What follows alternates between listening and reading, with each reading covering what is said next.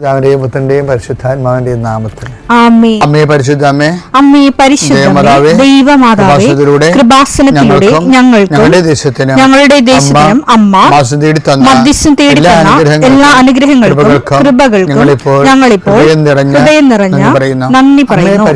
അമ്മേ പരിശുദ്ധമേ, ദൈവമാതാവേ, 2004 ഡിസംബർ 7 ഉച്ചകഴിഞ്ഞ് 2:30 കൃപാസനത്തിൽ സംഭവിച്ച അമ്മയുടെ പ്രത്യക്ഷപ്പെടലിനെ കുറിച്ച് തിരുസഭയ്ക്ക് സമർപ്പിച്ചിരിക്കുന്ന പഠനരേഖകളുടെ സഭാത്മകമായ പഠനം ആരംഭിക്കുവാൻ ഞങ്ങൾ പ്രാർത്ഥിക്കുന്നു. അമ്മേ പരിശുദ്ധമേ, ഭൂസ്വർലോകങ്ങളുടെ രാജ്ഞിയായ അങ്ങേയ്ക്ക് ഭൗമസംരക്ഷണത്തിനായി പ്രപഞ്ചപ്രകൃതിയെ തന്നെ തിരുസഭ പ്രതിഷ്ഠിക്കുവാൻ ഈ പ്രത്യക്ഷീകരണം വഴി ഇടയാക്കണമേ. പരിശുദ്ധമേ, ജപമാല മാതാവേ, സകല കൃപാസനം പ്രാർത്ഥനയോടും ചേർത്ത് ഞങ്ങളിപ്പോൾ പ്രാർത്ഥിക്കുന്ന ഈ കുടുംബത്തിന്റെ പ്രത്യേക നിയോഗം മക്കളെ, അമ്മയുടെ പ്രത്യക്ഷീകരണത്തിന്റെ ഈ അനുഗ്രഹവേളയിൽ ഞങ്ങൾക്ക് സാധിച്ചു തരുവാൻ കനിയണമേ. ആമേൻ. വിശ്വാസ പ്രമാണം. സർവശക്തനായ പിതാവും ആകാശത്തിന്റെയും ഭൂമിയുടെയും സൃഷ്ടാവുമായ ദൈവത്തിൽ ഞാൻ വിശ്വസിക്കുന്നു. അവിടുത്തെ ഏകപുത്രനും ഞങ്ങളുടെ കർത്താവുമായ ഈശോ മിശിഹായിലും ഞാൻ വിശ്വസിക്കുന്നു. ഈ പുത്രൻ പരിശുദ്ധാത്മാവിനാൽ ഗർഭസ്ഥനായി കന്യകാമറിയത്തിൽ നിന്ന് പിറന്ന് പൊന്തിയോസ് പീലാത്തോസിന്റെ കാലത്ത് പീഡകൾ സഹിച്ച് കുരിശിൽ തറയ്ക്കപ്പെട്ട് മരിച്ച് അടക്കപ്പെട്ട് പാതാളങ്ങളിൽ ഇറങ്ങി മരിച്ചവരുടെ ഇടയിൽ നിന്ന് 3-ാം നാൾ ഉയർത്ത് സ്വർഗത്തിലേക്ക് എഴുന്നള്ളി സർവശക്തിയുള്ള പിതാവായ ദൈവത്തിന്റെ വലതുഭാഗത്തിരിക്കുന്നു. അവിടെ നിന്ന് ജീവിക്കുന്നവരെയും മരിച്ചവരെയും വിധിക്കുവാൻ വരുമെന്നും ഞാൻ വിശ്വസിക്കുന്നു. പരിശുദ്ധാത്മാവിലും ഞാൻ വിശ്വസിക്കുന്നു. വിശുദ്ധ കത്തോലിക്കാ സഭയിലും പുണ്യവാന്മാരുടെ ഐക്യത്തിലും പാപങ്ങളുടെ മോചനത്തിലും ശരീരത്തിന്റെ ഉയർപ്പിലും നിത്യമായ ജീവിതത്തിലും ഞാൻ വിശ്വസിക്കുന്നു. ആമേൻ. സ്വർഗ്ഗസ്ഥനായ ഞങ്ങളുടെ പിതാവേ, അങ്ങയുടെ നാമം പൂജിതമാകണമേ. അങ്ങയുടെ രാജ്യം വരണമേ. അങ്ങയുടെ തിരുമനസ് സ്വർഗത്തിലെ പോലെ ഭൂമിയിലും ആകണമേ. അന്നു വേണ്ടുന്ന ആഹാരം ഇന്ന് ഞങ്ങൾക്ക് തരണമേ. ഞങ്ങളോട് തെറ്റ് ചെയ്യുന്നവരോട് ഞങ്ങൾ ക്ഷമിക്കുന്നത് പോലെ ഞങ്ങളുടെ തെറ്റുകൾ ഞങ്ങളോടും ക്ഷമിക്കണമേ. ഞങ്ങളെ പ്രലോഭനത്തിൽ ഉൾപ്പെടുത്തരുതേ, തിന്മയിൽ ഞങ്ങൾ രക്ഷിക്കണമേ. ആമേൻ. നന്മ നിറഞ്ഞ മറിയമേ, സ്വസ്തി. കർത്താവ് അങ്ങയുടെ കൂടെ സ്ത്രീകളിൽ അങ്ങ് അനുഗ്രഹിക്കപ്പെട്ടവളാകുന്നു. അങ്ങയുടെ ഉദരത്തിൻ ഫലമായി ഈശോ അനുഗ്രഹിക്കപ്പെട്ടവനാകുന്നു. പരിശുദ്ധ മറിയമേ, തമ്പുരാന്റെ അമ്മേ, പാപികളായ ഞങ്ങൾക്ക് വേണ്ടി ഇപ്പോഴും ഞങ്ങളുടെ മരണസമയത്തും തമ്പുരാനോട് അപേക്ഷിക്കണമേ. ആമേൻ. കർത്താവേ, നിന്റെ ഉന്നതമായ നാമത്തിന് സ്തോത്രം ചെയ്യുന്നു. കർത്താവേ, നിന്റെ വിശുദ്ധ പൗരോഹിത്യത്തെ മഹത്വപ്പെടുത്തണമേ. കർത്താവെ, സഭയിലുള്ള സാന്നിധ്യം പ്രകടമാക്കണമേ. 40 വർഷം ഞാൻ അർപ്പിച്ച കൃപാനയുടെ യോഗ്യതയാണ്. കൃപാസന അൾത്താറെ ജീവനോടെ പ്രത്യക്ഷപ്പെട്ട പരിശുദ്ധ അമ്മയുടെ മാധ്യസ്ഥത്തില് ഞാൻ മക്കളെ ആശീർവദിക്കുന്നു. കർത്താവെ, അങ്ങയുടെ മക്കൾ ഇന്ന് ജീവിതം ആരംഭിക്കാൻ പോവുകയാണ്. ഞാൻ നിങ്ങളുടെ കൂടെ ഉണ്ടാകും, നിങ്ങൾ എവിടെ പോയാലും ഞങ്ങളുടെ കൂടെ വരുമെന്ന് പറഞ്ഞ കർത്താവിൻ്റെ വാഗ്ദാനത്തിൽ ആശ്രയിച്ചുകൊണ്ടാണ് അങ്ങയുടെ മക്കളെ യാത്ര ആരംഭിക്കുന്നത്. ഇന്ന് പോകാനുള്ള ഇടങ്ങളെയെല്ലാം, കണ്ടുമുട്ടാനുള്ള ഇടങ്ങളെയെല്ലാം കർത്താവെ അങ്ങയുടെ പ്രത്യേക വാത്സല്യത്തിനും സംരക്ഷണത്തിനുമായി സമർപ്പിക്കുന്നു. ആശുപത്രി പോകുന്നവരുണ്ട് കർത്താവെ, അതുപോലെ തന്നെ ബ്ലഡ് ടെസ്റ്റ് ചെയ്യുന്നതിനും മറ്റ് ശരീരത്തിൻ്റെ വ്യത്യസ്തങ്ങളായ വിഷയങ്ങളെ രോഗപരിശോധന ചെയ്യാൻ വേണ്ടി ടെസ്റ്റ് ചെയ്യുന്നവരുണ്ട്. അവരെ ടെസ്റ്റ് ചെയ്യുന്ന യന്ത്രങ്ങളെ സമർപ്പിച്ച് പ്രാർത്ഥിക്കുന്ന കർത്താവേ, ട്രെഡ്മില്ലിനെ ഉൾപ്പെടെ ഉള്ളവരെ സംബന്ധിച്ച് പ്രാർത്ഥിക്കുന്ന ഈശോയെ, സ്കാനിങ് യന്ത്രത്തെ സമർപ്പിച്ച് പ്രാർത്ഥിക്കുന്ന കർത്താവ് ഈശോ, ആ പലരെ അങ്ങ് സ്കാനിങ് യന്ത്രത്തിലേക്ക് കയറ്റി കിടത്തിയതിന് ശേഷം അതുവരെ ഉണ്ടായിരുന്ന രോഗം സ്കാനിങ് കഴിഞ്ഞപ്പോൾ ഇല്ലാതെ കണ്ടത് എത്രയോ സാക്ഷ്യങ്ങൾ വന്നു ഈശോയെ. കൃപാസന സാക്ഷ്യത്തിൻ്റെ വലിയൊരു സാധ്യതയാണ് ദൈവം മനുഷ്യരാശിക്ക് മുമ്പ് തുറന്നിട്ടിരിക്കുന്നത്. കർത്താവ് അത്ഭുതങ്ങൾ പ്രവർത്തിക്കട്ടെ. കർത്താവ്, അങ്ങ് അത്ഭുതം പ്രവർത്തിക്കാതെ ജീവിക്കാൻ പറ്റാത്ത മനുഷ്യരാണ് കർത്താവ് പകുതി മുക്കാലും. Not by merit but by grace. സാമ്പത്തിക വിഷയമായാലും, തകർന്നുപോയ ഫാക്ടറി ആയാലും, കച്ചവടമില്ലാത്ത കച്ചവട മേഖലയായാലും, പണം കൈമാറിയിട്ട് അകപ്പെട്ടു പോയവരായാലും, അതുപോലെ തന്നെ ഏജന്റുമാരെ പറ്റിച്ചവരായാലും, അങ്ങനെ വ്യത്യസ്തങ്ങളായ മേഖലയിൽ കുരുങ്ങിപ്പോയവരുണ്ട് ഈശോയെ. അവരെല്ലാം നീ ഏറ്റെടുക്കണമേ എന്ന് പ്രാർത്ഥിക്കുന്നു. കർത്താവേ, നിന്റെ വിശുദ്ധ പൗരോഹിത്യത്തെ മഹത്വപ്പെടുത്തണേ. കുഞ്ഞുങ്ങളെ സംബന്ധിച്ച് പ്രാർത്ഥിക്കുന്നു, കുഞ്ഞുങ്ങളെ സംബന്ധിച്ച് പ്രാർത്ഥിക്കുന്നു, ഗർഭിണികളെ സമർപ്പിച്ച് പ്രാർത്ഥിക്കുന്നു. ചില ടെസ്റ്റുകൾ കണ്ടത് കാരണം പേടിച്ചിരിക്കുന്നവരെ സമർപ്പിച്ച് പ്രാർത്ഥിക്കുന്നു. കർത്താവ് ജപ്തി നടപടിയെ, ആ പ്രമാണങ്ങളെ ആശീർവദിച്ച് പ്രാർത്ഥിക്കുന്നു, സ്ഥലത്തെ ആശീർവദിച്ച് പ്രാർത്ഥിക്കുന്നു. ഇന്റർവ്യൂ ടെസ്റ്റിനൊക്കെ പോകുന്നവരെ, അവരെ ഇന്റർവ്യൂ ചെയ്യുന്നവരെ സമർപ്പിച്ച് പ്രാർത്ഥിക്കുന്നു. അവർ ഉപയോഗിക്കുന്ന വാഹനങ്ങളെ സമർപ്പിച്ച് പ്രാർത്ഥിക്കുന്നു. കർത്താവെ, നിന്റെ ചൈതന്യം അവരിലേക്ക് ആവശ്യിക്കണമേ. കർത്താവ്, ഇന്ന് രാത്രി അവർ തിരിച്ചു വരുമ്പോൾ കണ്ണീരോടെ വിതക്കുന്നു, ജയഘോഷം തിരിച്ചു വരുമെന്ന് പറഞ്ഞ പോലെ കർത്താവെ, ജയഘോഷം തിരിച്ചു വരുവാൻ, പുതിയ ഉണർവോടുകൂടി തിരിച്ചു വരുവാൻ നിങ്ങളുടെ ഉന്നതമായ നാമത്തിൽ, സഭയുടെ അധികാരത്തിൽ, കുരിശടയാളത്തിൽ, ദൈവശക്തിയാൽ ഞാൻ നിങ്ങളെ ഈശോനാമത്തെ ആശീർവദിക്കുന്നു. എൻ്റെ പ്രിയപ്പെട്ടവരെ, പുതിയ വത്സരം പുതിയ സാധ്യതകളുമായി നമ്മുടെ മുന്നിൽ ദൈവം സ്ഥാപിച്ച മഹത്വത്തിൻ്റെ വാതിലുകളാണ് ഓരോ ദിവസവും. പലപ്പോഴും എൻ്റെ ചിന്ത ഇങ്ങനെ വട്ടമിട്ട് പറക്കണത് ചില സുവിശേഷ പ്രമേയങ്ങളുടെ കൂടെ ഞാൻ മാസങ്ങളോളം താമസിച്ചിട്ടുണ്ട്. അതായത് വചനം, ആദ്യത്തിൽ വചനമുണ്ടായിരുന്നു, വചനം ദൈവമായിരുന്നു, വചനം മാംസമായി നമ്മുടെ ഇടയിൽ വസിച്ചു. അപ്പോൾ ഈ വചനം മാംസമായാണ് വസിക്കണമെന്ന് പറഞ്ഞാൽ പിന്നെ നമ്മുടെ മുമ്പിൽ ഉള്ള ഒരു ഓപ്ഷൻ അല്ലെങ്കിൽ ഒരു അന്വേഷണം, റബി അങ്ങ് എവിടെയാണ് വസിക്കുന്നത്?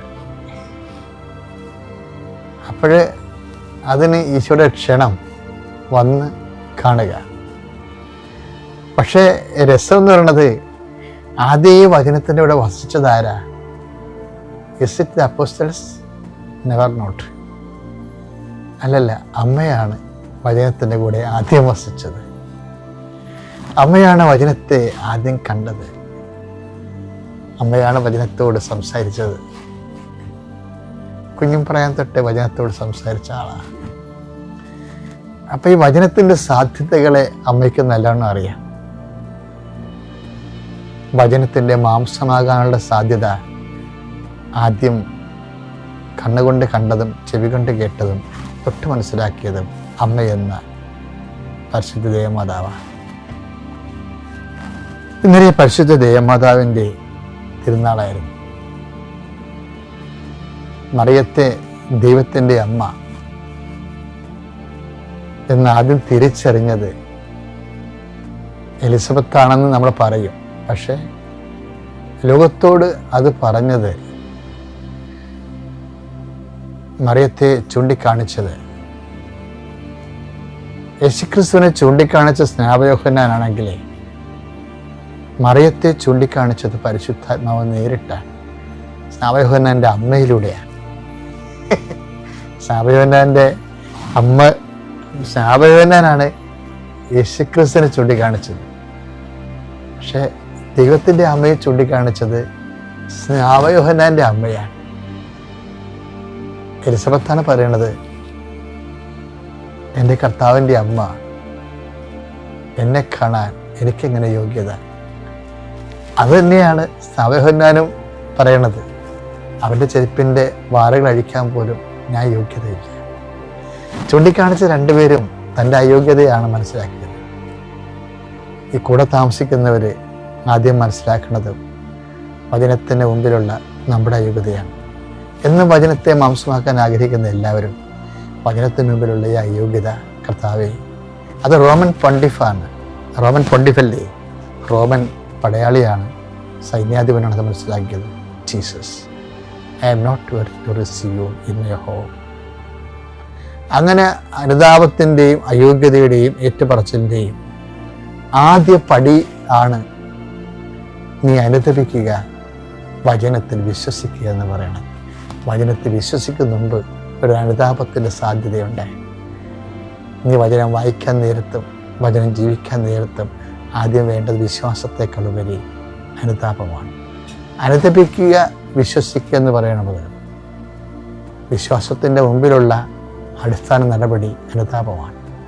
അനുതാപമില്ലാത്ത വിശ്വാസത്തെ, വചനത്തെ കണ്ടെത്താൻ അപര്യാപ്തമായിരിക്കും. അതുകൊണ്ട് നമ്മുടെ മുമ്പിലുള്ള ഓപ്ഷനും എന്താ? അനുതപിക്കുക. ദൈവത്തിൻ്റെ അടുത്ത് മനുഷ്യൻ്റെ അപ്പോൾ ഈ മനുഷ്യൻ ഇങ്ങനെ സോറിയാസിസായി ജീവിതം തന്നെ വെറുത്ത് ഇരിക്കുന്ന സമയത്താണ് ഈ സാക്ഷ്യം അയച്ചു കൊടുക്കുന്നത്. സാക്ഷ്യം ഇയാളിങ്ങനെ കേട്ട്, ഒന്നാമത്തെ സാക്ഷ്യം കേട്ട് രണ്ടാമത്തെ സാക്ഷ്യം കേട്ട് ഇങ്ങനെ മയങ്ങുമ്പോൾ പെട്ടെന്ന് മയങ്ങിപ്പോവും.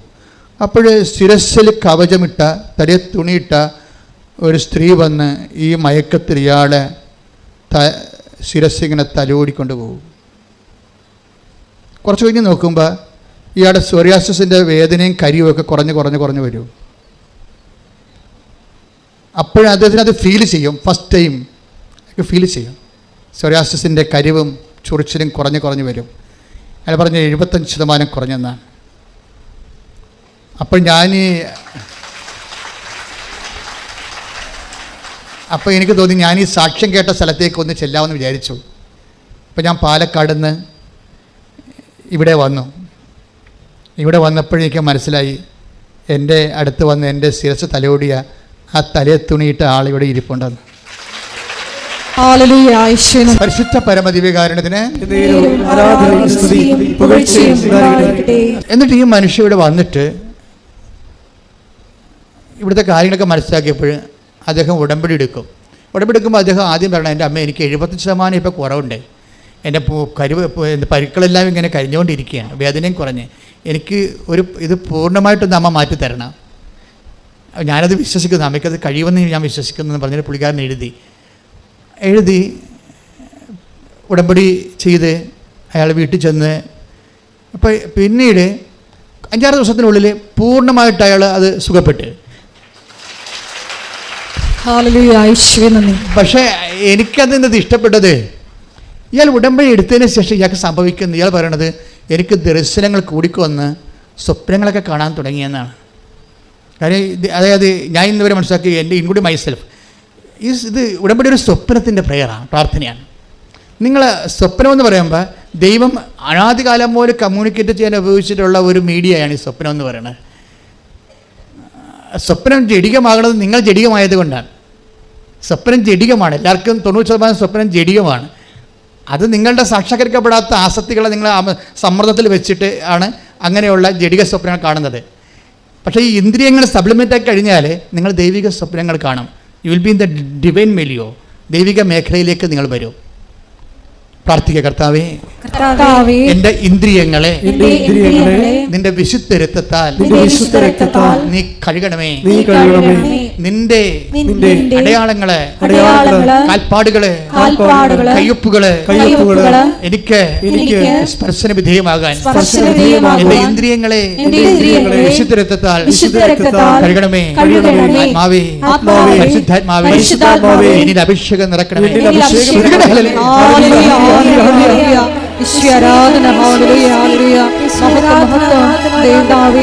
പൊന്നുമക്കളെ, പരിശുദ്ധാത്മാവ് ഈസ് എ പേഴ്സൺ. പരിശുദ്ധാത്മാവ് നമ്മൾ ആക്ടിവേഷൻ ഓഫ് കവനൻ്റ് എപ്പോഴും പരിശുദ്ധാത്മാവിൻ്റെ ഇന്ധനത്തിലാണ് സംഭവിക്കുന്നത്. ഇന്ധനം കത്തുമ്പോഴാണ്. ഇപ്പോൾ ബൈക്കൊക്കെ സ്റ്റാർട്ട് ചെയ്യുമ്പോൾ ഒന്ന് ഫയർ ആകത്തില്ലേ? ഇപ്പോൾ ഒരു തുള്ളി പെട്രോൾ ചീറ്റി വീഴുമ്പോൾ ആ ഫയർ കത്തി പിടിച്ചിട്ട് ടർബൈൻ കറക്കിയിട്ട് വീലിനെ കറക്കും. അങ്ങനെ ബൈക്ക് പിന്നെ മുന്നോട്ട് പോകും.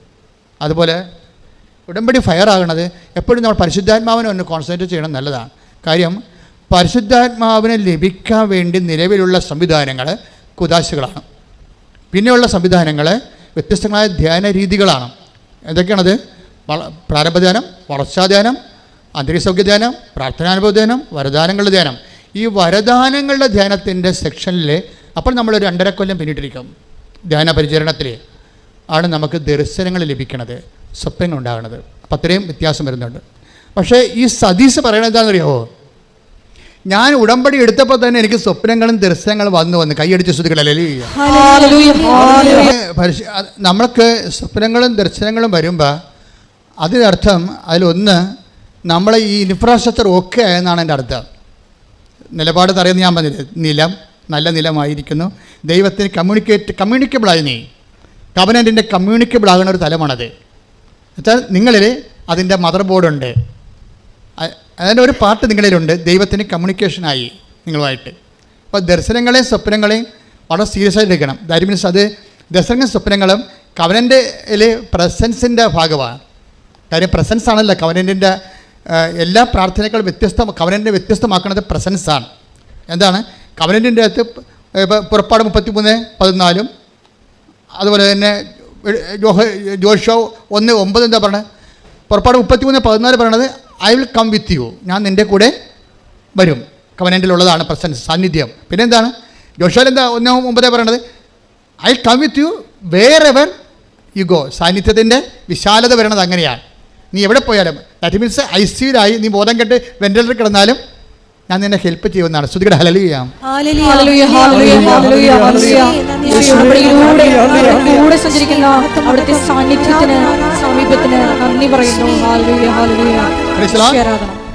അതായത് അതുകൊണ്ട് തന്നെ പരിശുദ്ധാത്മാവിനെ കുറിച്ച് നീ കർത്താവിൻ്റെ വചനങ്ങളെ സന്തോഷത്തോടെ ചെയ്യാൻ തുടങ്ങുന്ന ഒരു സമയമുണ്ട്.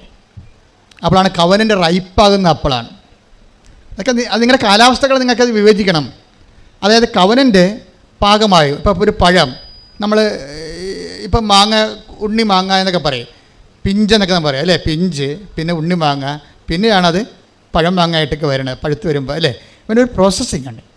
കവനൻ്റെ അതായത് ഒരു റൈപ്പാകുന്ന ഒരു സംഭവമുണ്ട്. ആ സമയത്താണ് എന്താണ് നമ്മൾക്ക് സന്തോഷമുണ്ടാകും. ഇപ്പം നിങ്ങൾ പത്രം കൊടുക്കുന്നുണ്ട് ഇല്ലേ, അപ്പോൾ നിങ്ങളിവിടെ അളിഞ്ഞ മോന്തമായിട്ടാണ് പലരും പോണത്. പത്രം കഷത്ത് വെച്ച് അളിഞ്ഞ മോന്തമായിട്ട് എങ്ങനെ ആരെങ്കിലും പെട്ടെന്ന് കെട്ടി വെക്കണം. അതാ സംഭവം. എന്നിട്ട് അങ്ങ് ഈ കള്ളന്മാർക്ക് അക്കാമ്പോൾ ഒരു അങ്ങോട്ടും ഇങ്ങോട്ടും നോക്കി വരും കണ്ടാന്നൊക്കെ. കള്ളന്മാർ പത്രം കൊണ്ട് പോകണ്ടേ ഒത്തിരി പേര്, കാണുമ്പോൾ അറിയാൻ പറ്റും. അവർക്ക് പേടിയാണ് ആൾക്കാരെ. ഈ പത്രം ആരെ കെട്ടി ഏൽപ്പിക്കുക, അവർ വാങ്ങിക്കുക, അവർ നമ്മളെ വഴക്കിടുക. ഇതിൻ്റെ അകത്ത് ഏറ്റവും വലിയ ടാർഗറ്റ് തന്നിരിക്കുന്നത് പ്രോജക്റ്റ് വർക്ക് പത്രമാണ് ശരിക്കും പറഞ്ഞാൽ. അതിൻ്റെ അകത്ത് രണ്ട് കാര്യങ്ങളാണ്. ഒന്ന് നിങ്ങളുടെ സ്റ്റാറ്റസ് ഡീപ്രൊമോട്ട് ചെയ്യുന്ന അതിൻ്റെ ഉദ്ദേശം. നിങ്ങൾക്ക് കേമന്മാരാണല്ലോ, 10ാം ക്ലാസ് അല്ലെങ്കിൽ ഒരു ഡിഗ്രി ഉണ്ടെങ്കിൽ അവൻ കളക്ടറാണെന്ന് പറഞ്ഞാൽ നടക്കണത്. അപ്പോൾ അഹങ്കാരിക്ക് ഒരിക്കലും ദൈവത്തിന് വർക്ക് ചെയ്യാൻ പറ്റത്തില്ല. അപ്പോൾ നിങ്ങൾ വലിയ കുടുംബക്കാരാണ്, ഞങ്ങൾ ആഭിജാത്യമുള്ളവരാണ്, ബ്ലൂ ബ്ലഡാണെന്നൊക്കെ പറഞ്ഞ് നടക്കുന്ന ആൾക്കാരില്ലേ. അപ്പോൾ ഇവർക്കൊന്നും മെയ് അനങ്ങിയിട്ട് കർത്താവിൻ്റെ ജോലി വിനയത്തോടെ എളിമയോടെ ചെയ്യാൻ പറ്റത്തില്ല. അപ്പോൾ ഇങ്ങനെയുള്ള അഭ്യാസികളെ ആദ്യം തന്നെ കൈകാര്യം ചെയ്യുന്നുണ്ട് ഉടമ്പടിയിൽ. എന്നുവെച്ചാൽ അതായത് നമ്മൾക്കുണ്ടാകുന്ന ദൈവത്തിന് പ്രവേശിക്കാൻ പറ്റാത്ത ഇടങ്ങളെ ഉടമ്പടി ആദ്യമേ തന്നെ പൊട്ടിച്ച് കളയും. എന്ത് പറയും? ആശുപത്രി പോകണം, ഗവൺമെൻറ് ആശുപത്രി തന്നെ നോക്കി പോകണം, അല്ലാതെ പ്രൈവറ്റ് ആശുപത്രി സൂപ്പർ സ്പെഷ്യാലിറ്റി ആശുപത്രി പോയിട്ട് AC റൂമിൽ പോയിട്ട് ആൻറ്റിനെ കണ്ടുവെച്ചാൽ പോന്നിട്ട് ഞാൻ രോഗിയെ കണ്ടെന്നൊന്നും പറയരുത്. അത് നിങ്ങളുടെ പ്രൈവറ്റ് ബിസിനസ്സാണ്. പാവത്തങ്ങൾ ജീവിക്കണ ഗവൺമെൻറ് ആശുപത്രി പോകണം. അവരവിടെ ഭക്ഷണം കഴിക്കാത്തൊരു ബൈസ്റ്റാൻഡേഴ്സ് കാണും. അവർക്ക് ആശുപത്രിയിൽ നിന്ന് ഭക്ഷണം രോഗികൾക്ക് കിട്ടും, ബൈസ്റ്റാൻഡറിന് കിട്ടത്തില്ല. നിങ്ങളവർക്ക് ഭക്ഷണം കൊണ്ട് കൊടുക്കണം. അപ്പോൾ അതിന് വേണ്ടി നേരത്തെ എഴുന്നേൽക്കണം. ചിലർ അമ്മയെ കൊണ്ട് ഭക്ഷണം ഉണ്ടാക്കിയിട്ട് അവിടെ കൊണ്ട് കൊടുക്കും, സ്കൂട്ടർ സൈക്കിളെ വെച്ച്. ആ അമ്മ ചമ്മന്തി അരയ്ക്കുമ്പോൾ നിങ്ങളുടെ കൂടണം. ഞാൻ യൂത്തിനോടാണ് പറയണത്, 40% യൂത്താണ് ഇവിടെ എടുത്തിരിക്കുന്നത്. അപ്പോൾ അവർ നല്ല മക്കളാണ്, ബുദ്ധിയുള്ള മക്കളാണ്, കൃപയുള്ള മക്കളാണ്. പക്ഷേ അവർക്ക് കാര്യം പറഞ്ഞാൽ അവർ ഇടിവെട്ടി പറയും. അപ്പോൾ അവർ നിങ്ങളെ അമ്മ ചെയ്യുമ്പോൾ ഈ ആശുപത്രിക്ക് കൊണ്ട് ഭക്ഷണം കൊടുക്കാൻ വേണ്ടി അമ്മയാണ് ചെയ്യണമെങ്കിൽ നിങ്ങൾ അമ്മയുടെ കൂടെ കൂടി സഹായിക്കണം. അപ്പോൾ സഹായിക്കുമ്പോൾ നിങ്ങൾക്ക് അയ്യോ പഠിക്കാനുണ്ടോ കൈ കൊടയരുത്, കൈ ഒടിഞ്ഞു പോകും. മറിച്ച് സന്തോഷം തോന്നണം. ആ സന്തോഷം തോന്നിയിട്ടുണ്ടെങ്കിൽ ഉടമ്പടി ക്ലിക്കായിട്ടുണ്ട്. ക്ലൈമറ്റ് എൻ്റെ ആക്ച്വൽ ക്ലൈമറ്റായി ഉടമ്പടിയുടെ കറക്റ്റ് വർക്കൗട്ട് ചെയ്യുന്ന കാലാവസ്ഥയായിരിക്കണം. ഇപ്പോൾ നാട്ടിലൊക്കെ ചെമ്മീനാണ് ഇവിടെ മുഴുവൻ കറി ആൾക്കാർക്ക്. നിങ്ങൾക്കുണ്ടോയെന്ന് അറിയത്തില്ല, നാട്ടിലൊക്കെ കുറേ ആൾക്കാർക്ക് ചെമ്മീൻ കിട്ടി. ഇപ്പോൾ എന്താ കാര്യം? കാലാവസ്ഥ അതാ. കുറേ ഒരു നല്ല മഴ കഴിഞ്ഞു, പുഴയിലേക്ക് വെള്ളം കയറി, കടൽ വെള്ളവും നമ്മുടെ കായലിലെ വെള്ളം കൂടി യോജിച്ചു, ചോരയുണ്ടായി. അപ്പോൾ ആ ചെമ്മീൻ പിന്നെ ഒഴുക്കിന് കടലിലേക്ക് പോയി, അതൊക്കെ വലുതായിക്കൊണ്ടിരിക്കുന്നു. അതെന്നാൽ ഇത്തരം ചെമ്മയൊക്കെ ആയുള്ളൂ, ഇനിയും വലുതാവുന്നത്. അപ്പോൾ ചെമ്മീൻ്റെ കാലാവസ്ഥയാണത്. ക്ലൈമറ്റിനും അതുപോലെ ഉടമ്പടിക്ക് ഒരു കാലാവസ്ഥ ഉണ്ട്. നിങ്ങൾക്ക് ഇതൊക്കെ ചെയ്യണതിന് സങ്കടം, പേടി, ഭയം, മറ്റൊരു നാട്ടുകാരെന്ത് കാണും, എന്നെക്കുറിച്ച് എന്ത് വിചാരിക്കും എന്നൊക്കെ വിചാരിച്ച് മറ്റുള്ളവരെ ദൈവത്തെക്കാൾ നാട്ടുകാരെ ഭയം, ഇങ്ങനെയുള്ള കാലാവസ്ഥയിൽ ഉടമ്പടി വർക്കൗട്ട് ചെയ്യത്തില്ല. പിന്നെ നിങ്ങൾക്ക് എന്തെങ്കിലും കിട്ടണമെന്ന് വെച്ച് കഴിഞ്ഞാൽ അത് ശരിക്കും പറഞ്ഞാൽ സംവരണത്തിൽ തരണതാണ്. മറ്റുള്ളവരുടെ പ്രാർത്ഥന, അമ്മയുടെ കണ്ണീരൊക്കെ കൊണ്ട് നിങ്ങൾ രക്ഷപ്പെട്ടു പോകുന്നതാണ് യൂത്ത്. പക്ഷെ അങ്ങനെ എന്നും കൊന്നും അമ്മയുടെ കണ്ണീരിൽ ജീവിക്കാൻ, അമ്മയൊക്കെ കണ്ണൊക്കെ അടയണ കാലത്ത് നമുക്ക് ജീവിക്കണ്ടേ? അതാണ് സത്യം. അപ്പോൾ അത് നോക്കിയിട്ട് നേരത്തെ തന്നെ അതൊക്കെ തുടങ്ങിക്കഴിഞ്ഞാൽ എൻ്റെ മക്കളെ എപ്പോഴും ചെയ്യണത്, ഈ പരിശുദ്ധാത്മാവായാലും ഈശോയായാലും ദൈവപിതാവായാലും ഇവരെല്ലാം വ്യക്തികളാണ്. നമ്മളൊരു വ്യക്തിയോടാണ് ഇൻട്രാക്ട് ചെയ്യണത്. ഇവർ ഒരേ സമയം സത്തയിൽ പക്ഷേ ഏകമാണ്, ഒന്നാണ്. ഞാൻ ഇടയ്ക്ക് നിങ്ങളോട് പറയും ഐസ് കട്ട പോലെ ഇരിക്കുമെന്ന് പറയും. എന്താണ് ഐസ് കട്ടയിൽ വാതകമുണ്ട്, അതിങ്ങനെ വാതകം പോലെ പോണ കാണാം. അത് വെച്ചിട്ടുപോയാണ്, കരമായിട്ടിരിക്കും, അത് വെച്ചിട്ടുപോയാണ്, തലയ്ക്ക് വെള്ളം പോലെ വീഴും, അത് വെച്ചിട്ടുപോയാണ്. രണ്ട് ബോക്സും തന്നെ മാത്രമാണ്. ഇത് സത്തയിൽ ഒന്നാണ്, പക്ഷേ 3 വ്യക്തികളാണ്. പക്ഷേ വ്യക്തികൾ ഈ ശക്തമായ ദൈവമാണ് നമ്മളിൽ വസിക്കുമ്പോഴേ പരിശുദ്ധാത്മാവിൻ്റെ കൂടെ നമ്മളെ പരിശുദ്ധാത്മാവിൻ്റെ ആക്ടിവേഷൻ പ്രിൻസിപ്പിൾ എന്ന രീതിയിലാണ് പരിശുദ്ധാത്മാവ് നമ്മൾ വർക്ക് ചെയ്യണത്. പക്ഷേ സ്ഥിര ശാന്തമായ സാന്നിധ്യം, പിതാവായ ദൈവത്തിൻ്റെ സാന്നിധ്യം നമ്മളെപ്പോഴും ഉണ്ടാകും. ആക്ടിവേഷൻ പ്രിൻസിപ്പിളായിട്ട് പറയുന്ന പരിശുദ്ധാത്മാവ്. അതുകൊണ്ടാണ് നിങ്ങൾ ഈ ആക്ടിവേഷൻ പ്രിൻസിപ്പിൾ ഒരു പേഴ്സണാണ്. അതുകൊണ്ടാണ് 1 തെസ്സലോനിക്കർ 5:19 പരിശുദ്ധാത്മാവെ ദുഃഖിപ്പിക്കരുത് എന്നൊക്കെ പറയണത് ഇല്ലേ? ടേക്ക് ദ ബെഡ് ഓഫ് പരിശുദ്ധ ഹല്ലേലൂയ. 1 തെസ്സലോനിക്കർ 5:19 ആത്മാവിനെ നിങ്ങൾ നിർവീര്യമാക്കരുത്. 1 തെസ്സലോനിക്കർ 5:19 ആത്മാവിനെ നിങ്ങൾ നിർവീര്യമാക്കരുത്. എഫെസോസ് 4:27 ശ്രദ്ധിക്കട്ടെ. ഹല്ലേലൂയ ഹല്ലേലൂയ ഹല്ലേലൂയ ഹല്ലേലൂയ ഹല്ലേലൂയ ഹല്ലേലൂയ യേശുവേ സ്തുതി. ഹല്ലേലൂയ ഹല്ലേലൂയ ഹല്ലേലൂയ ഹല്ലേലൂയ ഹല്ലേലൂയ ഹല്ലേലൂയ. എഫെസ്യൻസ് 4:30 രക്ഷയുടെ ദിനത്തിനു വേണ്ടി നിങ്ങളെ മുദ്രിതരാക്കിയ ദൈവത്തിന്റെ പരിശുദ്ധാത്മാവിനെ വേദനിപ്പിക്കരുത്. Praise the Lord. അപ്പോൾ വേദനിപ്പിക്കരുതെന്നാണ് രക്ഷയുടെ ദിനം എന്ന് പറയുന്നത്. നിങ്ങൾ ക്രിസ്തുവിൽ ഈ രക്ഷയുടെ ദിനമെന്ന് പറയുന്നതാണ് ആധ്യാത്മിക അനുഭവത്തിൽ വരുമ്പോൾ ശരിക്കും പറഞ്ഞാൽ രക്ഷയുടെ ദിനങ്ങളാണ് വരണത്. രക്ഷയുടെ ദിനങ്ങൾ, ഈ ബൈബിൾ ദിനമെന്ന് ഉപയോഗിക്കുന്നത് ഒരു വലിയ കാലഘട്ടത്തെ മൊത്തമായിട്ടാണ് ഉപയോഗിച്ചിരിക്കുന്നത്. ദിനം നിത്യതയെല്ലാം ബൈബിൾ ഉപയോഗിക്കുന്നത് വർഷമായിട്ടല്ല, അതൊരു ദിനം. എന്ന് വെച്ച് കഴിഞ്ഞാൽ രക്ഷയുടെ ദിനം പല അർത്ഥമാണ്. അതായത് രക്ഷയുടെ ഭൗതിക ദിനങ്ങളുണ്ട്, അതുപോലെ തന്നെ നിതാന്തമായ ദിനങ്ങളുണ്ട്. നമ്മളതിനെ ക്രോണോസ്, കൈറോസ് എന്നൊക്കെ ബൈബിളിൽ വ്യത്യസ്തങ്ങളായിട്ട് പറയും. പക്ഷേ ക്രോണോസിലും ഉണ്ടാകുന്ന പ്രശ്നം, അത് ഭൗതിക ദിനങ്ങളിൽ ഉണ്ടാകുന്ന വിഷയം ഭൗതിക ദിനങ്ങളാണ്, ഭൗതിക ദിനമായിട്ടല്ല. എന്നെല്ലാം നീ ക്രിസ്തുവിനെ അനുഭവിക്കുന്നു അതെല്ലാം രക്ഷയുടെ ദിനങ്ങളാണ്. രക്ഷയുടെ ദിനങ്ങളാണ്. എല്ലാ ദിവസവും ക്രിസ്തുവിനെ നമുക്കറിയാമല്ലോ, എന്ത് ഉടമ്പടിയായാലും ബേസിക്കായിട്ട് നമുക്ക് കിട്ടേണ്ട അനുഭവം ക്രിസ്തു അനുഭവമാണ് ഉണ്ടാകണം. അതിന് ഓരോ ദിവസവും ക്രിസ്തു അനുഭവം ഉണ്ടായിക്കൊണ്ടിരിക്കും. ക്രിസ്തു അനുഭവത്തിലേക്ക് നമ്മളെ നയിക്കുന്ന മാതൃശക്തിയും മാതൃകാശക്തിയുമായിട്ടൊക്കെയാണ് അറിയാം. അതിന് ഏറ്റവും നമ്മളെ സഹായിക്കുന്ന സാങ്കേതികമായ ദൈവിക പദ്ധതിയാണ് ഉടമ്പടി. ആ ഉടമ്പടിയിലെ ലക്ഷ്യം എന്താണ്? ക്രിസ്തു അനുഭവമാണ് ലക്ഷ്യം. അപ്പം നിങ്ങളുടെ മനസ്സിലെല്ലാം ഈ സന്തോഷം അടിസ്ഥാനപ്പെടുത്തിയിരിക്കുന്നത് ക്രിസ്തു എന്നുള്ള വ്യക്തിയിലാണ്. മനസ്സിലായില്ലേ? നിങ്ങൾ പത്രം കൊടുക്കുമ്പോൾ നിങ്ങൾ സന്തോഷിക്കണമെങ്കിൽ പത്രം കൊടുത്തുകൊണ്ട് നിങ്ങൾ ഉടനെ അടുത്ത IELTS പാസ്സാകുമെന്ന് ഓർത്തും കാനഡയിൽ PR കിട്ടുമെന്ന് ഓർത്തല്ല സന്തോഷിക്കേണ്ടത്. ആ സന്തോഷം ഇതുമായിട്ട് ബന്ധമില്ല. പത്രം കൊടുക്കുമ്പോൾ നിങ്ങൾ സന്തോഷിക്കേണ്ടത് ക്രിസ്തു എന്ന നാമത്തെ പ്രതിയാണ്. അതായത് നമ്മൾ അതെടുക്കണമെങ്കിലേ 5:41 എടുത്ത് നടപടി പുസ്തകം, അപ്പോസ്തല പ്രവർത്തനങ്ങൾ 5:41 അവരാകട്ടെ യേശുവിന്റെ നാമത്തെ പ്രതി അപമാനം സഹിക്കാൻ യോഗ്യത ലഭിച്ചതിൽ സന്തോഷിച്ചുകൊണ്ട് സംഘത്തിന്റെ മുമ്പിൽ നിന്ന് പുറത്തുപോയി. അപ്പൊ ഇത് ഒരു പ്രധാന കവനന്റിന്റെ ഒരു പ്രധാനപ്പെട്ട ഒരു ഫേസ് ആണ്. ഫേസ് വേർഡ് എന്ന് പറയുന്നതിനാ ഒരു മുഖവചനമാണ്. എന്താ കാര്യം? ഒന്നിന് വായിച്ചത് അവരാകട്ടെ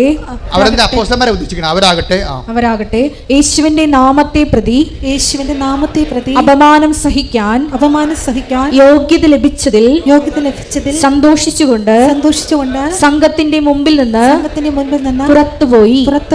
അപ്പൊ ഈ നമ്മൾക്ക് പ്രേക്ഷിത പ്രവർത്തനങ്ങൾ ചെയ്യുമ്പോൾ സ്വാഭാവികമായിട്ടും അതിൽ ഉള്ളതാണ് അപമാനം എന്നുള്ളത്.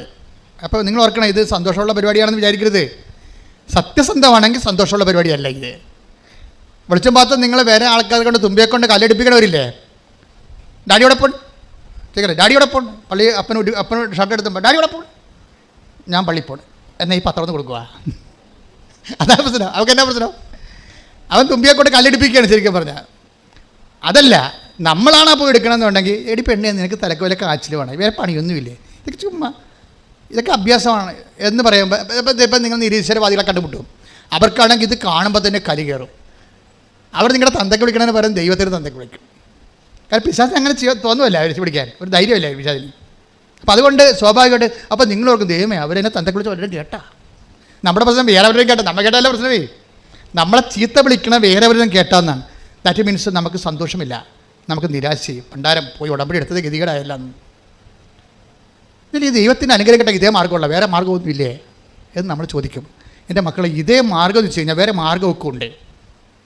പക്ഷേ മുതൽ മുടക്കുള്ള മാർഗ്ഗം ഇതേ ഉള്ളൂ.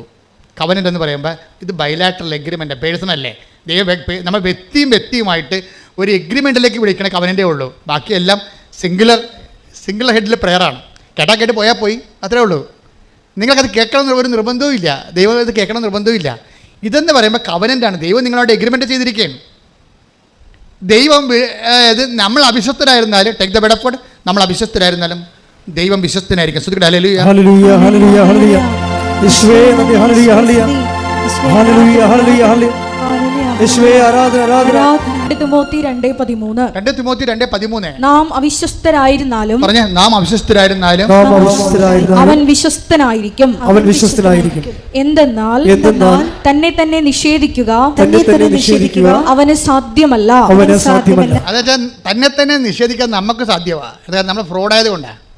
ഫ്രോഡെന്ന് പറയുന്നതിൻ്റെ അർത്ഥം എന്താണ്? അവനോട് തന്നെ നിഷേധിക്കുന്ന ആൾക്കാരാണ്.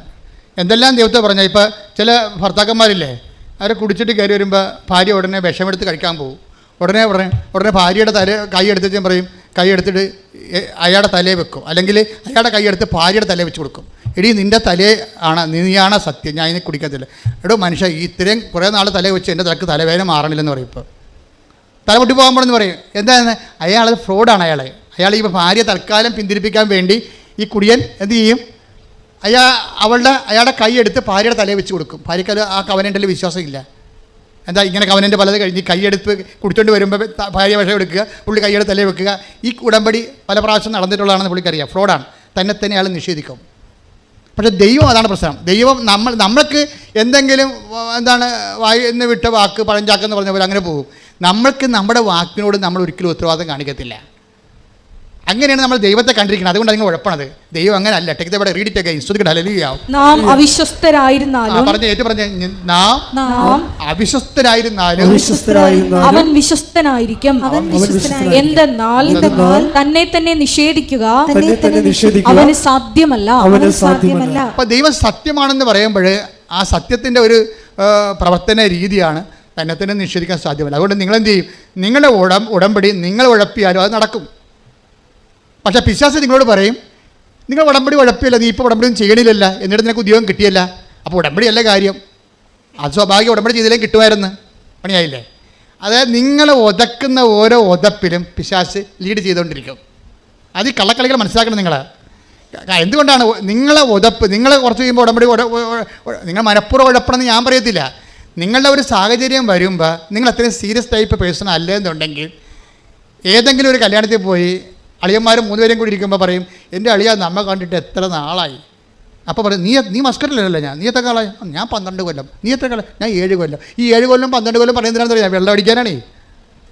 അതിൻ്റെ ഈ 7 കൊല്ലവും 12 കൊല്ലത്തിൻ്റെ ഇവനെ എടുത്ത് വീണ് പോകും. ശരിയാണ്, അളിയെ കണ്ടിട്ട് 16 കൊല്ലമായി, 12 കൊല്ലമായി, 7 കൊല്ലമായി, ഇനി എപ്പോൾ കാണാനാണ്? മനുഷ്യന്മാരല്ലേ, ഇന്ന് കാണുന്നത് നാളെ കാണുന്നില്ല എന്ന് പറഞ്ഞുകൊണ്ട് അവരോരോ സെൻറ്റിമെൻ്റ് അടിക്കുമ്പോൾ ഇവനും കുടിക്കും. അതുകൊണ്ട് പാപ്പടം വീണ് പോകും. പാപ്പടം വീണ് പോകുന്ന പാപ്പടത്തെ തന്നെ മനസ്സിലാക്കാൻ വേണ്ടിയും വീഴാനൊരു അവസരം തരികയാണ്. വീഴാനും ഒരു അവസരമാണത്. ദൈവം തന്നെ വീഴിക്കാൻ അനുവദിക്കും. എന്നിട്ടപ്പോൾ നിനക്ക് കുറച്ച് കഴിയുമ്പോൾ നിനക്ക് അയ്യോ എൻ്റെ മാതാവേ, എൻ്റെ കടങ്ങളെ, എൻ്റെ രോഗമേ, ഞാൻ ഉടമ്പടി ചെയ്താണല്ലോ, ഞാൻ തെറ്റിപ്പോയില്ല എന്ന് നിനക്ക് സങ്കടം വരും. സങ്കടം വരെ കുഴപ്പമില്ല, അതിൽ ദൈവസ്നേഹം ഉണ്ടാകണം. നിനക്ക് ദൈവസ്നേഹമല്ല, അയ്യോ ഞാൻ ഉടമ്പടി തെറ്റിപ്പോയില്ല, ഇതിൻ്റെ കടവടക്കാം. നിങ്ങൾക്ക് വിഷയസ്നേഹമാണുള്ളത്. നിങ്ങൾക്ക് ദുഃഖമുണ്ടേ, ഉടമ്പടി വീഴുമ്പോൾ നിങ്ങൾക്ക് ദുഃഖമുണ്ട്. പക്ഷേ ആ ദുഃഖം ദൈവഹിതപ്രകാരമല്ല. ദുഃഖത്തിൻ്റെ പ്രശ്നം ദൈവഹിതപ്രകാരമുള്ള ദുഃഖം ഉണ്ടാവും, ഭൗതിക ദുഃഖം ഉണ്ടാവും. Take the bed of God, ദൈവഹിതപ്രകാരമുള്ള ദുഃഖം. ശ്രദ്ധിക്കട്ടെ. ഹല്ലേലൂയ ഹല്ലേലൂയ ഹല്ലേലൂയ ഹല്ലേലൂയ. യേശുവേ നന്ദി. ഹല്ലേലൂയ ഹല്ലേലൂയ ഹല്ലേലൂയ ഹല്ലേലൂയ ഹല്ലേലൂയ ഹല്ലേലൂയ. യേശുവേ സ്തുതി. ഹല്ലേലൂയ ഹല്ലേലൂയ. 2 കൊരിന്തോസ് 7:10. 2 കൊരിന്തോസ് 7:10. ദൈവഹിത പ്രകാരമുള്ള ദുഃഖം, പറഞ്ഞേ, ദൈവഹിത പ്രകാരമുള്ള ദുഃഖം രക്ഷാകരമായ പശ്ചാത്താപം ജനിപ്പിക്കുന്നു. പശ്ചാത്താപം എന്ന് പറയുന്ന ഒരു ദുഃഖമാണ്, പക്ഷേ രക്ഷാകരമാകണം. രക്ഷാകരം എന്ന് പറയുന്നത് എന്താണ്? രക്ഷ ആരാണ്? ലുക്ക 2:30 എല്ലാ മനുഷ്യർക്കും വേണ്ടി ഒരുക്കിയിരിക്കുന്ന രക്ഷ ക്രിസ്തുവിനെ ഞാൻ എൻ്റെ കണ്ണുകൊണ്ട് കണ്ടിരിക്കുന്നു. അപ്പോൾ നിൻ്റെ ദൈവഹിത പ്രകാരമുള്ള ദുഃഖം രക്ഷാകരമായ പശ്ചാത്താപം ഉണ്ടാക്കണം. രക്ഷാകരം എന്ന് വെച്ചാൽ ക്രിസ്തുവിനെ ലഭിക്കുന്ന പശ്ചാത്താപമാണ്, അല്ലാതെ കേവല പശ്ചാത്താപമല്ല. നമ്മളെ കുമ്പസാരക്കൂട്ടിലൊക്കെ വേണ്ടത് ക്രിസ്തുവിനെ ലഭിക്കുന്ന പശ്ചാത്താപമാണ്, അല്ല പാപത്തെക്കുറിച്ച് ദുഃഖമില്ല. നിങ്ങളുടെ ഇപ്പോൾ വിശുദ്ധരായി ചോദിച്ചിട്ട് ദൈവത്തെ കഞ്ഞോക്കേണ്ട ആവശ്യമുണ്ടോ? ഒരു കഥയുമില്ല. നമുക്ക് ക്രിസ്തുവിനെ ലഭിക്കാനാണ് നമ്മൾ പാപം ഒഴിവാക്കി ജീവിക്കുകയും അഥവാ വീണു പോയാൽ നമ്മൾ ദുഃഖിക്കുകയും ചെയ്യണത് ക്രിസ്തുവിനെ നഷ്ടപ്പെട്ടല്ലോ എന്നുള്ള വിഷയത്തിലാണ്. നമ്മുടെ ദുഃഖവും സന്തോഷവും അടിസ്ഥാനപ്പെടുത്തിയിരിക്കുന്നത് ക്രിസ്തു എന്ന് പറഞ്ഞ ഒരൊറ്റ പേരിലാണ്. ഈ ഗോട്ട് പോയിന്റ് മനസ്സിലായില്ലേ? നമുക്ക് ദുഃഖം ഉണ്ടായി, അത് ആ ദുഃഖം ദൈവഹിത പ്രകാരമാണെങ്കിൽ അത് ക്രിസ്തുവിന് നഷ്ടപ്പെട്ടല്ലോ എന്നുള്ള ദുഃഖമായിരിക്കണം. നമുക്കൊരു സന്തോഷമുണ്ടായി, സന്തോഷം എന്താ പറയുന്നത്? 5:41 എന്താ പറയണത്? യേശുക്രിസ്തുവിൻ്റെ നാമത്തെ പ്രതി പറഞ്ഞേ, യേശുക്രിസ്തുവിന്റെ നാമത്തെ പ്രതി ക്ലേശങ്ങൾ അനുഭവിച്ചതിൽ സന്തോഷത്തോടെ അവർ സംഘത്തിൽ നിന്ന് പുറത്തുപോയി. അവർ സന്തോഷമാണ്. നടപടി പുസ്തകത്തിൻ്റെ 5:41 2 കൊരിന്ത്യർ 7:10 ദുഃഖവും നടപടി പുസ്തകത്തിൻ്റെ 5:41 സന്തോഷവും ഒറ്റ വ്യക്തിയെ അടിസ്ഥാനപ്പെടുത്തിയായിരിക്കുന്നത്. ഈ ഉടമ്പടി കാലാവസ്ഥ എന്ന് പറയണത് നമ്മുടെ ദുഃഖ സന്തോഷങ്ങളെ വിഷയത്തെയാണോ ഈ വ്യക്തിയെയാണോ ആശ്രയപ്പെടുത്തിയിരിക്കണം എന്നുള്ളതാണ്. നിങ്ങൾക്ക് സന്തോഷം ഉണ്ടെന്ന് പറയണമെങ്കിൽ അത് ക്രിസ്തുവിനെ പ്രതിയാണെങ്കിൽ ഇറ്റ്സ് ഓക്കെ, അപ്പോൾ നിങ്ങൾ കവനൻ്റിലാണ്. അതാണ് നിലപാട് തറയെന്ന് പറയണത്, അനുയോജ്യമായ കാലാവസ്ഥ എന്ന് പറയണത്. ഉടമ്പടി റൈപ്പായിരിക്കുന്നു. ഇപ്പോൾ ഒരു ഓട്ടോറിക്ഷക്കാരൻ്റെ ഇടയ്ക്ക് കൊണ്ടുപോയി പത്രം കൊടുത്തപ്പോൾ നിങ്ങൾ ഇത്രയും പഠിച്ചതല്ലേ, എനിക്ക് നാണമുണ്ട് ഈ പത്രം കാവിക്കൊണ്ട് നടക്കാമെന്ന് ഓട്ടോറിക്ഷക്കാർ പറഞ്ഞ് അപ്പോൾ അവൾ പറഞ്ഞ് അത് ശരി, ഞാൻ രക്ഷപ്പെട്ടത് ഈ പത്രം കൊണ്ടാണ്, നിങ്ങളൊക്കെ രക്ഷപ്പെടാൻ വേണ്ടിയാണ് ഞാൻ നിങ്ങളെ കൊണ്ട് വിതരണം ചെയ്യണത്. ഞാനിതൊക്കെ നിങ്ങൾ ആദ്യം ഇവിടെ വന്ന് ഇവിടെ നിന്ന് ഇത് പറയണതല്ല, നിങ്ങൾ അവിടെ വന്ന് നോക്കണം ദൈവം എന്താണ് ചെയ്യണമെന്ന് കണ്ടെത്താൻ. അതാണ് സന്തോഷം ദൈവത്തെ പ്രതി. അവളെ ക്ലേശിപ്പിച്ച അതിൽ വേറെ വല്ലവരും ആണെങ്കിൽ അയ്യോ ആൾക്കാർക്ക് ഇങ്ങനെയൊക്കെ പറയണില്ല എന്ന് പറഞ്ഞ ഉടനെ വീട്ടിൽ നിന്ന് പോകും. നമ്മുടെ ഏറ്റവും വലിയ ശത്രുക്കളെക്കുറിച്ച് ഈശോ പറഞ്ഞ എന്താണ്? ഏറ്റവും വലിയ ശത്രുക്കളെന്ന് പറഞ്ഞ് ഈശോ എന്താ പറഞ്ഞിരിക്കുന്നത്? ഈശോ പറഞ്ഞിരിക്കുന്നത് ആരാണ് ഏറ്റവും വലിയ ശത്രുക്കൾ? നമ്മുടെ കുടുംബത്തിലുള്ളവരാണെന്ന്. മത്തായി 10:36 സ്വന്തം കുടുംബത്തിൽപ്പെട്ടവർ തന്നെയായിരിക്കും ഒരുവന്റെ ശത്രുക്കൾ. അപ്പൊ അമ്മ ശത്രുവായിട്ട് വരാം, അപ്പൻ ശത്രുവായിട്ട് വരാം. നിങ്ങൾ തേരും പാലും പഞ്ചാരം എന്ന് പറഞ്ഞ കക്ഷികളെല്ലാം ഇന്നല്ലെങ്കിൽ നാളെ നിങ്ങളുടെ ആധ്യാത്മിക ജീവിതത്തിൻ്റെ ശരിക്കും പറഞ്ഞാൽ ശത്രുതയുടെ അവതാരങ്ങളായിട്ട് നിൽക്കുകയാണ്. എന്താ കാര്യം അറിയാമോ? നിങ്ങളെ പിഴപ്പിച്ചിരിക്കുന്ന പല ആൾക്കാരും ആൻറ്റിമാരായിരിക്കും. ഞാൻ 21 ലക്ഷം ആൾക്കാരെ കൗൺസിൽ ചെയ്തിട്ടുണ്ട്, എപ്പോഴും പറഞ്ഞതാണ്. എന്താണെന്നറിയാമോ? ഓരോ ഡൈവേഴ്സും പരിശോധിക്കുമ്പോൾ, ഓരോ പ്രണയവും പരിശോധിക്കുമ്പോൾ, പ്രണയത്തിൽ ചില ആൾക്കാർ ചെന്ന് ചാടിയിട്ട് അപോഷണൊക്കെ നടക്കണ്ടല്ലോ, എല്ലാം തുടങ്ങി വെക്കണമ്പോഴെല്ലാം ആൻറ്റി എന്ന് പറയുന്ന ആ സംഭവത്തിന് ഇതെല്ലാം അറിയാൻ പറ്റും. കാര്യം നിങ്ങളെ ആദ്യം മുതൽ ഇൻട്രാക്ട് ചെയ്യണ ഒരു സംഭവമാണ്. അമ്മയല്ല, ആൻറ്റി. ആൻറ്റി വലിയൊരു അവതാരമാണ്. മിക്കവാറും നരകത്തിൽ ചെല്ലുമ്പോൾ ആൻറ്റിമാരായിരിക്കും കൂടുതൽ. അതെന്താ കാര്യം വെച്ച് കഴിഞ്ഞാൽ ഈ കുഞ്ഞിനെ വഴിപഴപ്പിച്ചതിൽ ആൻറ്റിയുടെ റോളെന്ന് പറയുന്നത് ചെറിയ റോളൊന്നുമല്ല. കാര്യം ഈ കൊച്ചെന്ന് പറഞ്ഞാൽ അവൾ എന്ത് ചെയ്താലും പക്ഷേ വീട്ടിൽ വഴക്കണ കാരണം ആൻറ്റി ഒരു സാന്ത്വനത്തിൻ്റെ ആളായ കാരണം അവിടെ എന്ന് പറയും. അപ്പോൾ എല്ലാ തിന്മകളും നന്മകളും ചെന്ന് പറയണതാണ്. എന്നിട്ട് ഈ പണ്ടാര ഇതിനെ വഴിതിരിച്ചിട്ട് തിന്മയിലേക്ക് വിടുകയാണ്.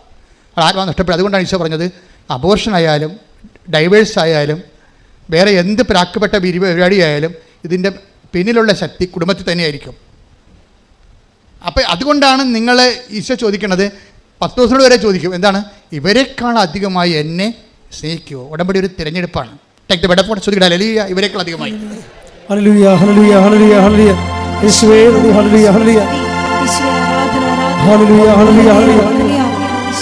യോഹന്നാൻ 21:15 അവരുടെ പ്രാതൽ കഴിഞ്ഞപ്പോൾ യേശു ശിമയോൻ പത്രോസിനോട് ചോദിച്ചു, യോഹന്നാന്റെ പുത്രനായ ശിമയോനെ, നീ ഇവരെക്കാൾ അധികമായി എന്നെ സ്നേഹിക്കുന്നുവോ?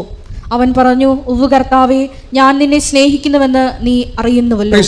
അതായത് യേശുവിൻ്റെ അതായത് സഭയുടെ തലയോടാണ് ഈ ചോദ്യം ചോദിച്ചിരിക്കുന്നത്. സഭയുടെ തലയോട് ചോദിച്ചിരിക്കുകയാണ്. എന്ന് വെച്ചാൽ അംഗങ്ങളോട് ചോദിച്ച ചോദ്യമാണത്. സഭയുടെ ഭൗതിക തലവൻ പത്രോസാണ്. അപ്പോഴേ ഈ തലയോടാണ് ചോദിക്കുന്നത്, നീ ഇവരെക്കാൾ അധികമായി എന്നെ സ്നേഹിക്കുന്നു. വെച്ചാൽ സഭയുടെ അംഗങ്ങളോട്, യേശു വിശ്വസിക്കുന്ന എല്ലാവരോടും ചോദിച്ച ചോദ്യമാണ്. യേശുവിൽ വിശ്വസിക്കുന്നവർ സഭയുടെ പുറത്ത് എന്തുമാത്രമുണ്ട്, അവരോട് എല്ലാവരും കൂടി ചോദിച്ച ചോദ്യമാണത്. എന്താണ്? ഇവരെക്കാൾ അധികമായി. കവനൻ്റിൽ എപ്പോഴും നമ്മൾ നോക്കേണ്ടത്, ഈ കവനൻ്റ് റിലേഷനിൽ ഇരിക്കുന്ന ആൾക്കാർക്ക് ഉടമ്പടി ബന്ധത്തിലിരിക്കുന്ന ആൾക്കാർക്ക് അവരോട് തന്നെ ചോദിക്കേണ്ട ചോദ്യമാണ്, ഞാൻ ഉടമ്പടി ചെയ്ത എൻ്റെ ദൈവത്തെക്കാൾ അധികമായി വേറെ ആരെങ്കിലും സ്നേഹിക്കുന്നുണ്ടോ? അതാണ് പ്രശ്നം. ഞാൻ കവനൻ്റ് ചെയ്ത ദൈവത്തെക്കാൾ ഇപ്പം എന്താ ചെയ്തിരിക്കുന്നത് പറഞ്ഞാൽ, ചില പ്രണയഭ്രാന്തി പിടിച്ച ആൾക്കാർ ഉടമ്പടി ചെയ്തിരിക്കുന്നത് അവളോ അവനോ സ്നേഹിക്കുന്ന കാമുകനോ കാമുകയോ ദൈവം വശത്താക്കി പിടിക്കാനുള്ള മാമാപ്പണി ചെയ്ത് കൊടുക്കാൻ വേണ്ടി ഉടമ്പടി ചെയ്തിരിക്കുന്നത്. എൻ്റെ കൈ കിട്ടിയാൽ ഞാൻ ഒഴിച്ചു തരാം. എന്താ കാര്യം? നിങ്ങളുടെ ഉള്ളിലുള്ള ജഡികമായ ആസക്തികളെ പ്രോത്സാഹിപ്പിക്കാൻ വേണ്ടിയല്ല ദൈവം ഉടമ്പടി ചെയ്തിരിക്കുന്നത്. ദൈവം നിങ്ങളെ വിശുദ്ധീകരിച്ചുകൊണ്ട് നിത്യത വരെ നിങ്ങളെ കൊണ്ടുപോകാനുള്ള പാങ്ങുണ്ടാക്കി തീർക്കാനുള്ള പരിചരണങ്ങൾ നൽകുന്നതാണ് ഇതിൻ്റെ അടിസ്ഥാന നടപടിക്രമം. സ്തുതിയുടെ ഹല്ലേലൂയ. ഹല്ലേലൂയ ഹല്ലേലൂയ ഹല്ലേലൂയ.